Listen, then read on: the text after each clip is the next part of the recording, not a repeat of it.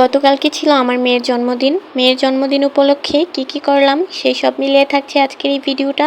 Hello everyone, আসসালামু আলাইকুম, welcome to my another new blog video.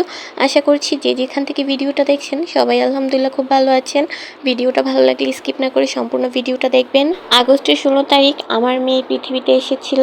এই দিনটি ছিল আমার কাছে জীবনের সবচেয়ে সুন্দরতম একটি দিন এবং সবচেয়ে ভালো লাগার একটি দিন, কারণ এই দিনে কিন্তু আমার মেয়ে আমার কাছে এসেছে, আমার মুখে হাসি ফুটিয়েছে। আমি কখনো এই দিনটির কথা ভুলতে পারবো না। দেখতে দেখতে আমার মেয়ে 2 বছর পার হয়ে গেল। কিভাবে যে মেয়েটা বড় হয়ে গেল সেই ওই দিন মনে হয় যে কি ছোট ছিল, আর এখন সেই মেয়েটা দেখতে দেখতে বড় হয়ে যাচ্ছে। আমার মেয়ের জন্য আমার পক্ষ থেকে রইল অনেক অনেক দোয়া ও ভালোবাসা। দোয়া করি মা, তুমি সবসময় ভালো থাকো, সুস্থ থাকো। আল্লাহ যেন তোমাকে সবসময় ভালো রাখে। আমি যেন সবসময় তোমাকে ভালো রাখতে পারি, মানুষের মতো মানুষ করতে পারি। আর সবাই আমার মেয়ের জন্য দোয়া করবেন, ও যেন সবসময় ভালো থাকে, সুস্থ থাকে। এতটুকুই, আর কিছু চাই না। আমার মেয়ের জন্মদিনে খুব বেশি কিছু করতে পারিনি, কারণ আমাদের বাসায় এদিকে পানি উঠেছিল, রাস্তা পুরো ডুবে গিয়েছে। এটা হয়তো আমার ভিডিও যারা দেখে তারা সবাই জানে, আমি এর আগের ভিডিওতেও শেয়ার করেছিলাম। তো এই যে যেহেতু বাসার এদিকে পানিয়ে ভরপুর, তার জন্য খুব বেশি মানুষ বলতে পারিনি। তো বাসায় হুজুর বলেছিল 2টা, আর আমার ছোট বোন এসেছিল, আর আমার শ্বশুর শাশুড়ি এসেছিল। তো ওদেরকে নিয়েই কেক কেটেছিলাম, আর বাসায় কিছু সামান্য আয়োজন করা হয়েছিল। এর মধ্যে এখানে আগেই গরুর মাংস রান্না করেছিলাম, তারপর মাছের টক রান্না করেছিলাম, আর এখানে রোস্ট রান্না করছি। ভেবেছিলাম বিরিয়ানি রান্না করব, কিন্তু আমার ছোট বোনের শ্বশুর বাড়ির সবাই বিরিয়ানি খায় না, তার জন্য আর বিরিয়ানি রান্না করা হয়নি।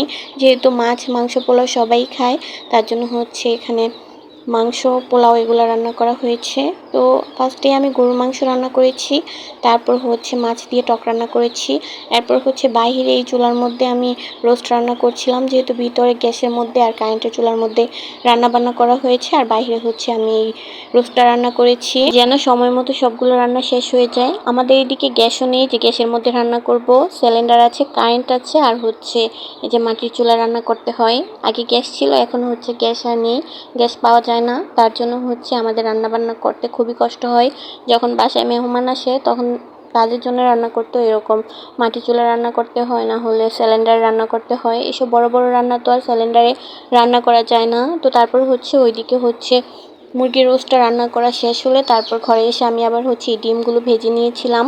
আর আম্মু ঘরের ভিতরে এই পোলাওটা করেছিল, 2 পাতিলার মধ্যে পোলাও করেছিল। এটা ছিল 1 পাতিলের পোলাও, আর এই রোস্টটা অন্য ওই কড়াই থেকে অন্য একটা কড়াই বেড়ে ঘরে নিয়ে আসছি। তারপর এদিকে আমার ছোট বোন সালাদ, লেবু সবকিছু কেটে নিয়েছে।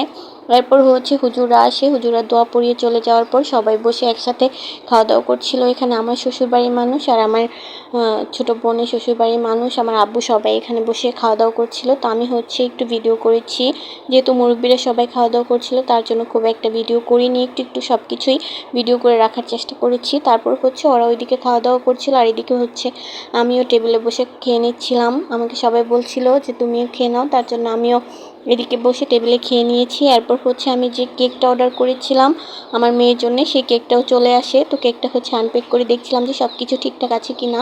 কেকটা খুবই সুন্দর হয়েছিল, আর সব কিছু একদম পারফেক্ট ছিল। সবাই কেকটা খেয়ে বলছিল যে অনেক মজা হয়েছে। আসলে কেকটা অনেক মজা হয়েছে। থ্যাংক ইউ আপু, তোমাকে এত সুন্দর একটা কেক বানিয়ে দেওয়ার জন্যে অল্প সময়ের মধ্যে। আপনারাও চাইলে কেক অর্ডার করে নিয়ে খেয়ে দেখতে পারেন, খুবই ভালো কেক বানায়, আর খেতেও অনেক মজা হয়েছিল। আপনারা চাইলে পেজের লিঙ্ক আমি ক্যাপশনে দিয়ে দিব, যদি কারো প্রয়োজন মনে করেন অবশ্যই আমাকে জানাবেন। তো তারপর কেকটা ফ্রিজে রেখে দিয়েছি।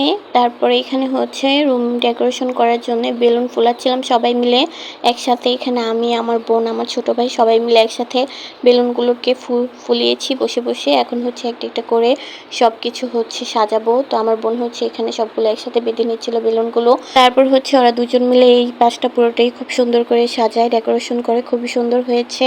তারপর ওইদিকে আমার মেয়েটা ঘুমিয়েছিল। মেয়েটা ঘুম থেকে ওঠার পর তাকে হাত মুখ ধুয়ে খাইয়েছি। তারপর এই যে এখন রেডি করে নিয়ে এসেছি, কেক কাটবে। আর এখানে 2 ভাই বোনকে একসাথে দাঁড়া করিয়ে ছবি তুলছিলাম কিছু। মাশাআল্লাহ 2 ভাই বোনকে দেখতে খুবই ভালো লাগছিল, খুবই সুন্দর লাগছিল। সবাই দোয়া করবেন ওদের জন্যে। আর আয়ান তো এখন যে পাকা পাকা কথা বলে, মাশাআল্লাহ ও সব বলতে পারে, একদিন আপনাদেরকেও শোনাবো। ওর পাকা পাকা কথা। তো এই যে এখন হচ্ছে ওর কেকটাও বের করে নিয়ে আসছি। মাশাআল্লাহ আমার মেয়েটা কালকে একদমই জ্বালাতন করেনি, খুব শান্তশিষ্টভাবে বসেছিল। ওর পিক তুলতে পেরেছি। অন্য সময় তো এইভাবে শান্তশিষ্টভাবে থাকেই না, ছটফট করতে থাকে, ওর কোনো ছবি তোলা যায় না। কিন্তু কালকে অনেক শান্তশিষ্ট ছিল, তার কারণে ওর কিছু ছবিও তোলা হয়েছে খুব সুন্দর। তো এখানে হচ্ছে ওর দাদুর সাথে আর হচ্ছে ওর নানার সাথে বসেছিল। এখন হচ্ছে ও কেক কাটবে। কেক কাটার আগে ওদের কিছু ছবি তুলেছি, কারণ এগুলি হচ্ছে স্মৃতি হয়ে থাকবে, বড় যখন হবে তখন ওকে দেখাতে পারবো। এরপর হচ্ছে কেক কাটা হলো, সবাইকে কেক দিলাম, সবাই কেক খেয়েছে আর ওকেও হচ্ছে কেক খাইয়েছি। মাশাআল্লাহ ও খুব মজা করে কেকটা খেয়েছে। প্রথম তো খেতেই চাচ্ছিল না, তারপর যখন একটু খেয়ে টেস্ট বুঝেছে তারপর খেয়েছে। ফার্স্টে হচ্ছে খাওয়ানোর চেষ্টা করেছিলাম কিন্তু খায়নি, পরে গিয়ে যখন একটু মুখে নিয়েছে তারপর খেয়েছে। এই যে দেখেন, ফার্স্টে খেতেই চাচ্ছিল না, একটু মুখে দেওয়ার পর তারপর হচ্ছে কেক খুঁজতেছিল। তো তারপর হচ্ছে এখানে আজান দিয়ে দিয়েছিল, তো তখন হচ্ছে সবাই নামাজ পড়তে যাবে, তার জন্য আমি সবাইকে কেক কেটে দিয়েছি। কেক খেয়ে হচ্ছে সবাই নামাজে গিয়েছে। লাস্ট পর্যায়ে তার দাদু আসে ছবি তুলতে, তার সাথে ছবি তোলা হয়নি তাই। তো এখানে হচ্ছে কেক খাচ্ছিল আর ওকে খাইয়েছে, তো ওর মুখ টুক পুরো ভরে ফেলছিল, ওগুলোই মুছে দিচ্ছিল। আজকের ভিডিও এই পর্যন্তই। সবাই ভালো থাকবেন, সুস্থ থাকবেন, আল্লাহ হাফেজ।